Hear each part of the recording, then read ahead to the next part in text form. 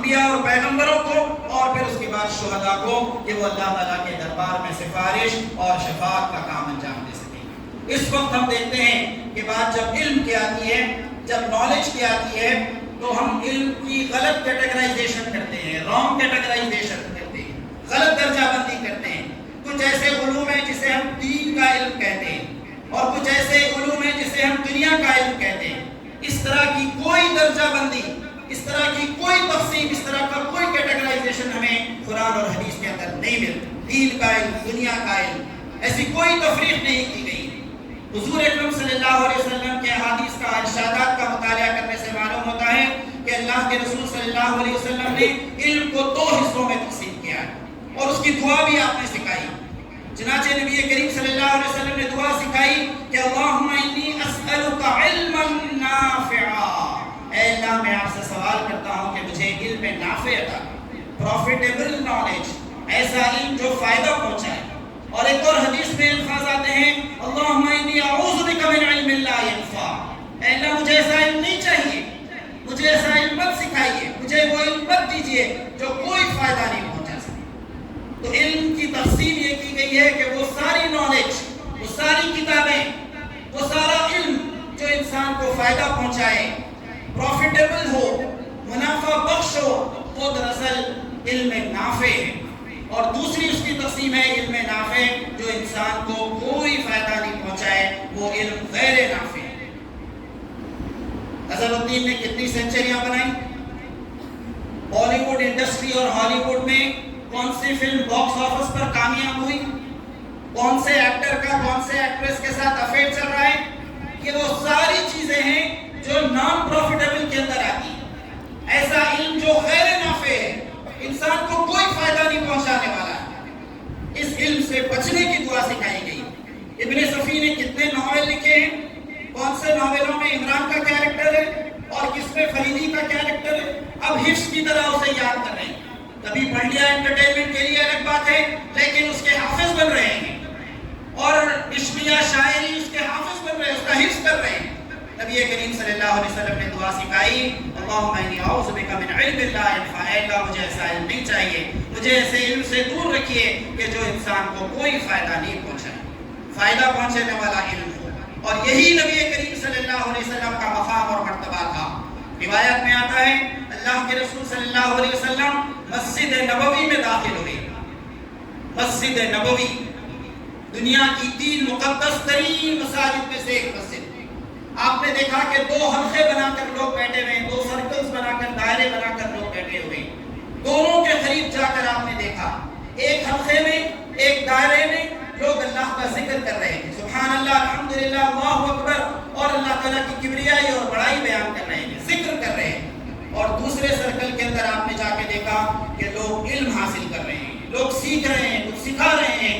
تو اللہ کے رسول صلی اللہ علیہ وسلم نے ارشاد فرمایا کہ دونوں اچھا کام کر رہے ہیں، دونوں کو آپ نے اپریشیٹ کیا، دونوں اچھا کام کر رہے ہیں، وہ جو ذکر کر رہے ہیں، وہ جو علم سکھا رہے ہیں، دونوں اچھا کام کر رہے ہیں۔ لیکن میرا معاملہ یہ ہے کہ انا بعثت معلما، میں معلم بنا کر بھیجا گیا ہوں، اور آپ اس سرکل میں، اس دائرے میں، اس ملکے میں بیٹھ گئے جہاں پر لوگ علم سیکھ رہے ہیں۔ یہ علم کی فضیلت ہے اور یہ علم حاصل کرنے کی اہمیت ہے جو نبی کریم صلی اللہ علیہ وسلم نے سکھائی۔ اب ہم جو علم حاصل کرتے ہیں، جو نالج گین کرتے ہیں، اس علم کا جو پہلا مقصد ہونا چاہیے، first purpose of gaining knowledge, وہ معرفت الہی ہے، وہ اللہ کی پہچان ہے۔ علم کے ذریعے سے ہم یہ جانیں کہ اللہ تعالیٰ ہمارا کریٹر ہے، وہی خالق ہے، وہی مالک ہے، وہی حاکم ہے، وہی رازق ہے، کائنات اسی کے قبضے قدرت میں ہے، اسی نے ہم کو پیدا کیا ہے، اسی کے آگے ہم کو جا کر اپنی زندگی کا حساب دینا ہے۔ یہ اللہ تعالیٰ کی ذات کا، اس کے صفات کا، اس کے کمالات کا، اس کے اختیارات کا، اس کے حقوق کا علم ہم حاصل کریں، یہ معرفت الہی، اللہ کی پہچان، یہ علم کے حاصل کرنے کا سب سے بڑا مقصد۔ کچھ لوگ نبی کریم صلی اللہ علیہ وسلم کی خدمت میں پہنچے، یا رسول اللہ صلی اللہ علیہ وسلم، ای الاعمال افضل، کون سا عمل بہترین عمل ہے، کون سا عمل کریں ہم جو اللہ کو پسندیدہ ہے؟ اللہ کے رسول صلی اللہ علیہ وسلم نے ارشاد فرمایا العلم باللہ، اللہ کی ذات کا علم۔ لوگوں نے کہا یا رسول اللہ صلی اللہ علیہ وسلم ہمارے ماں باپ آپ پر قربان، ہم عمل کی بات پوچھ رہے ہیں، کون سا عمل بہتر ہے؟ آپ علم کی بات بتا رہے ہیں۔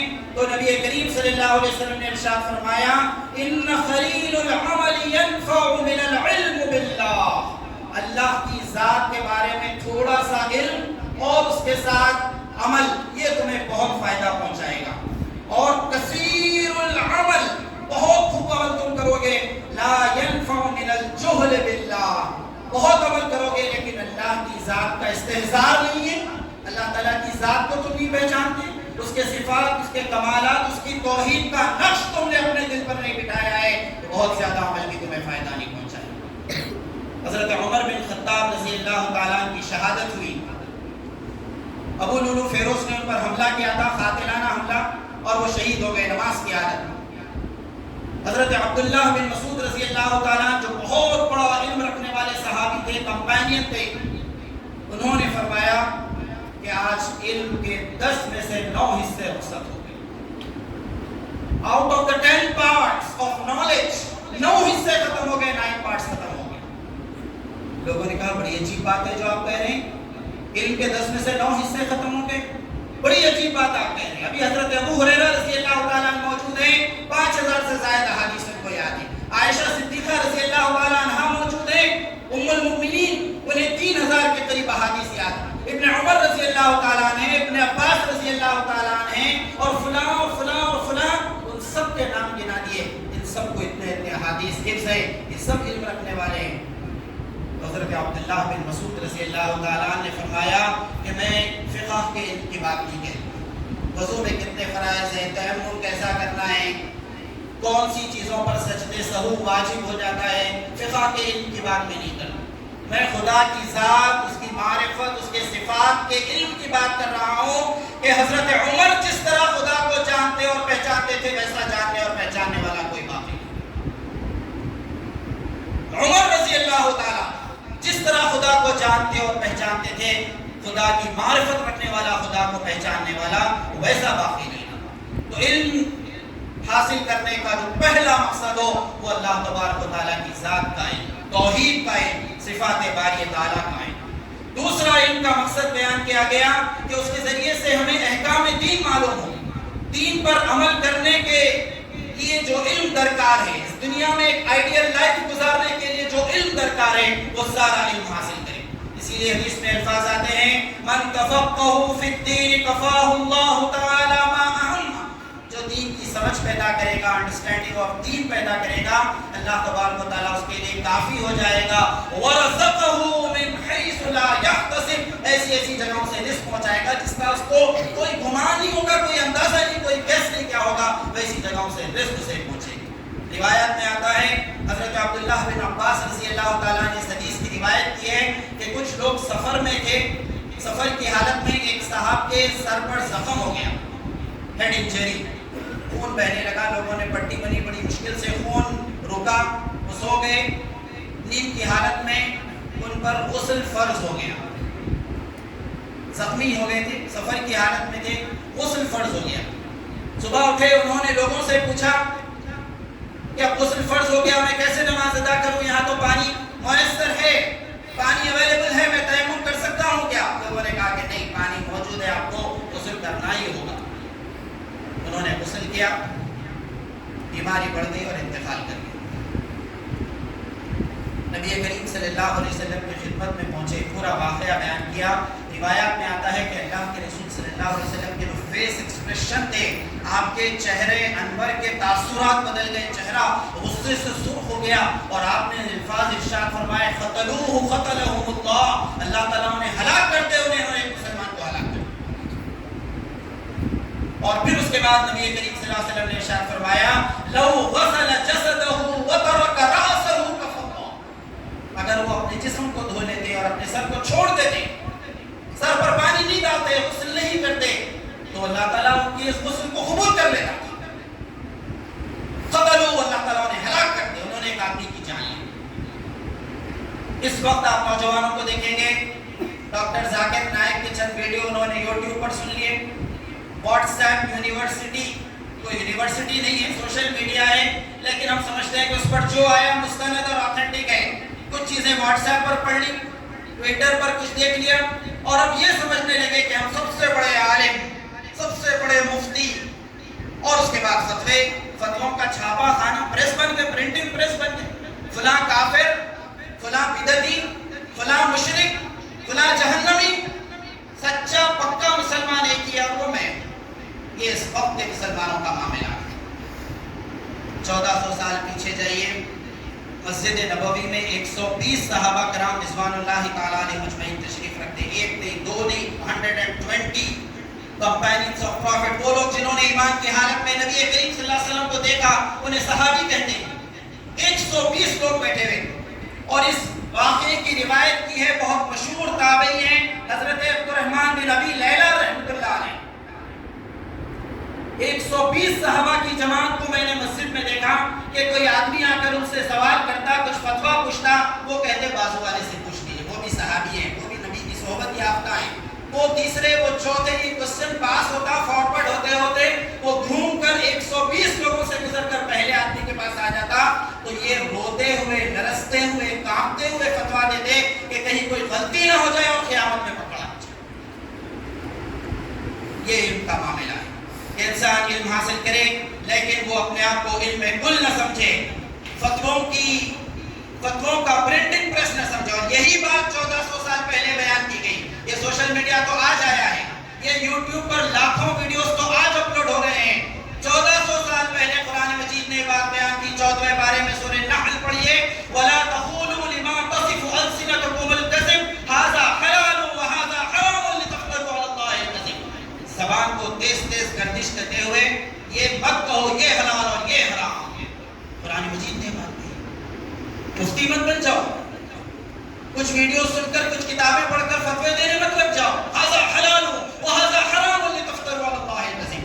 کسی حلال چیز کو تم حرام قرار دے دو گے تو اللہ پر جھوٹ باندھنا ہوا, اللہ پر بہتان باندھنا. ان الذين يفترون على الله الكذب, اور وہ لوگ جو اللہ پر جھوٹ باندھتے ہیں, اللہ تعالیٰ نے جس چیز کو حلال کیا اسے حرام قرار دیتے ہیں, ان کا پورا خطرناک قسم کا جو انجام ہوگا یہ سورہ نحل کے اختتامی حصے کے اندر اللہ تبارک و تعالیٰ نے بیان کیا. تو علم ہم حاصل کریں, نالج گین کریں, تو اس کا دوسرا مقصد یہ ہونا چاہیے کہ احکام دین سے, دین پر عمل کرنے میں آسانی ہو اور احکام دین سے واقفیت ہو. اور تیسرا علم حاصل کرنے کا مقصد یہ بیان کیا گیا کہ اس کے ذریعے سے وہ رزق حلال حاصل کرے, حلال اور طیب رزق سے حاصل ہو, وہ اس علم کے ذریعے سے حاصل کر سکتا ہے. اس کا مطلب یہ نہیں ہے جیسا کہ ہم آج کے مٹیریل دور میں دیکھتے ہیں کہ ہم اپنی ڈگریوں کو ریال اور ڈالر میں کنورٹ کرتے ہیں. اس نے سافٹ ویئر انجینئرنگ کی ہے تو اسے آئی ٹی میں اینول 15 لاکھ کا پیکیج ملے گا. اس نے IIM سے MBA کیا ہے تو یہ کسی کمپنی کا CEO بن جائے گا اور اسے اینول 2 کروڑ کا پورا پیکیج ملے گا. ہم اپنی ڈگریوں کو کنورٹ کرتے ہیں ریالوں اور ڈالروں کے اندر. اس کا یہ بھی مطلب نہیں. مطلب یہ ہے کہ اگر آدمی حلال رزق کمائے گا, اپنے علم کو استعمال کرے گا, وہ علم جو اس نے حاصل کیا ہے, وہ ٹیکنالوجی جو اس نے حاصل کی ہے, تو یہ علم حاصل کرنے کا تیسرا مقصد ہو سکتا ہے. اس موقع کو یاد کیجئے, اللہ کے رسول صلی اللہ علیہ وسلم بیٹھے ہوئے ہیں مسجد نبوی میں اور آپ کے اطراف صحابہ کرام رضوان اللہ تعالیٰ علیہ مجمعین ہیں. دنیا کی بڑی مقدس محفل, دنیا کی بڑی مبارک محفل, نور برس رہا ہے اس محفل کے اندر. اور ایسے میں لوگوں نے دیکھا ایک صاحب مسجد کے دروازے کے باہر سے تیزی کے ساتھ گزر گئے. کسی نے کہا کیا بدنصیبی ہے, نبی کی محفل چل رہی ہے اور وہ بھاگے ہیں بازار کی طرف پیسے کمانے کے لیے, کیا بدنصیب آدمی. تب اللہ کے رسول صلی اللہ علیہ وسلم نے عظیم الشان بات ارشاد فرمائی, یسعی عن ولدہ صغار فہو فی سبیل اللہ. اگر وہ اپنے بچوں کو, جو چھوٹے بچے ہیں, ان کی ضرورت پورا کرنے کے لیے پیسے کمانے جا رہا ہے تو فہو فی سبیل اللہ, وہ بھی اللہ کے راستے میں. پھر آپ نے ارشاد فرمایا یسعی علی نفسہ یعففا فہو فی سبیل اللہ. وہ اپنی ذات کے لیے تو ضرورت پوری کر رہا ہے, اس کے اپنی پرسنل ریکوائرمنٹس ہیں, اس کے اپنے پرسنل نیڈ ہے, اس کے لیے وہ پیسہ کما رہا ہے. وَهُوَ فِي سَبِيلِ اللَّهِ, وہ بھی اللہ کے راہ میں. اور یہی بات قرآن مجید نے سورہ قصص میں بیان کی, وَلَا تَنْسَ نَصِيبَكَ مِنَ الدُّنْيَا وَأَحْسِنْ كَمَا أَحْسَنَ اللَّهُ إِلَيْكَ. دنیا میں اللہ تعالیٰ نے جو حصہ تمہارے لیے رکھا ہے اس حصے کو ہرگز فراموش مت کرو, اسے ہرگز مت بھولو. نبی کریم صلی اللہ علیہ وسلم نے ارشاد فرمایا کہ سب سے بہترین قسم کی غذا کون سی ہے, بہترین کھانا کون سا ہے؟ مجھ سے پوچھا جائے، کسی اور سے پوچھا جائے کہ بہترین کھانا کون سا ہے، ہم شہر کے بڑے بڑے کیٹرنگ والوں کا نام لیتے ہیں، یہ کیٹررز، ان کا کھانا 40 آئٹم شادی خانے میں ایسا کھانا تھا کہ ایک ہفتے تک کھانے کی ضرورت ہی نہیں۔ ہم اس طرح کہتے ہیں فلاں ہوٹل کے اندر سب سے اچھی بریانی، فلاں کیٹرنگ والوں کا سب سے اچھا کھانا۔ یہی سوال نبی کریم صلی اللہ علیہ وسلم سے پوچھا گیا کہ سب سے بہترین کھانا کون سا ہے؟ حدیث کی 2 کتاب بخاری اور مسند احمد میں الفاظ آتے ہیں، ما اکل احد طعام خطا خیر ان یاکل من عمل یدی، سب سے بہترین لقمہ وہ ہے جو آدمی کھاتا ہے جو اپنی محنت کی کمائی سے کھائے، جو خود محنت کر کے کمائے۔ دبئی میں بڑے بھائی ہیں، ان پر ڈیپینڈنٹ نہ رہے، امریکہ میں خسر صاحب ہیں، سسرے صاحب، ان پر ڈیپینڈنٹ نہ رہے، باپ دادا کی پراپرٹیز اور جائیدادوں پر ڈیپینڈنٹ نہ رہے۔ نبی کریم صلی اللہ علیہ وسلم نے فرمایا بہترین لقمہ وہ ہے جو آدمی خود اپنے ہاتھ سے کمائے، اور وہ ہاتھ کی کمائی سب سے بہترین۔ تو یہ علم کے 3 مقاصد ہیں، اللہ کی پہچان، دین کے احکامات کی واقفیت اور حلال رزق حاصل کرنا۔ یہ وہ علم جو انسان کو دیا گیا ہے، قرآن مجید نے پہلی وحی میں 5 مرتبہ علم کی تلقین کی ہے۔ آج اس وقت امت دیکھتے ہیں، امت مسلمہ اس علم کے میدان میں بہت پیچھے ہو گئی۔ پرائمری اسکولز میں ہمارا 9% ہے پوری انڈیا کا، اور ڈگری کالجوں میں یہ جا کر 3% ہو جاتا ہے، اور IIM IIT اور میڈیکل کالج میں 1.39% ہو جاتا ہے، گرتے جاتا ہے۔ کم سے کم ہمارے نوجوان ہیں، ہمارے بچے ہیں جو ہائر ایجوکیشن کی طرف جاتے ہیں۔ وہ علم جو مسلمانوں کو سکھایا گیا، وہ علم اس وقت یورپ میں نظر آتا ہے، امریکہ میں نظر آتا ہے۔ علامہ اقبال نے بہت تڑپ کے ساتھ کہا تھا، وہ علم کے موتی کتابیں اپنے آبا کی، جو دیکھیں ان کو یورپ میں تو دل ہوتا ہے سیما۔ ہمارے فور فارڈرز کی کتابیں تھیں، ہمارے لوگوں نے لکھی تھی، یہ انوینشنز تھے جو ہمارے باپ دادا نے کیے تھے۔ آج وہ سورا ڈیولپمنٹ، وہ پوری کتابیں، وہ پوری لائبریریاں یورپ میں نظر آتی ہیں، اور ہماری نسل رات میں 12-1-2 بجے تک چبوتروں اور چائے خانوں میں، اور پھر یہ کہ واٹس ایپ اور فیس بک اور ٹویٹر پر نظر آتی ہے۔ اس بات کا عزم ہمیں کرنا ہے کہ قرآن و حدیث کا علم ہم حاصل کریں گے، اس بات کا ارادہ ہمیں کرنا ہے کہ اللہ کے دین کا ہم علم اور اس کی سمجھ حاصل کریں گے، اس بات کی ہمت ہمیں کرنا ہے کہ علم کے میدان میں ہم آگے بڑھیں گے، سائنس اور ٹیکنالوجی کے میدان میں آگے بڑھیں گے، دنیا کے قائد اور امام اور پیشوا بنیں گے۔ سبق پھر پر صداقت کا، عدالت کا، شجاعت کا لیا جائے گا تجھ سے کام دنیا کی امامت کا۔ یہی مقصود فطرت ہے، یہی رمز مسلمانی، اخوت کی جہانگیری، محبت کی فراوانی۔ خدا نے رنگ و خون کو توڑ کر ملت میں گم ہو جا، نہ تو رانی رہے باقی، نہ ایرانی نہ افغانی۔ سورہ بقرہ، سورۃ العلق جو پہلی وحی ہے، اس 5 آیتوں کی روشنی میں کچھ باتیں آپ کے سامنے رکھی گئی ہیں۔ انشاءاللہ دسمبر کا جو پہلا جمعہ رہے گا، دوسری وحی انقلابی اور ریولوشنری، قم فانذر وربک فکبر، اٹھو اور دنیا کو خبردار کرو، اس دوسری وحی سیکنڈ ریویلیشن کے بارے میں آئندہ ماہ کے پہلے جمعے کو کچھ باتیں آپ کے سامنے رکھی جائیں گی۔ اللہ تعالیٰ ان باتوں پر غور کرنے اور عمل کرنے کی توفیق عطا فرما۔ رب اغفر وارحم وانت خیر الراحمین۔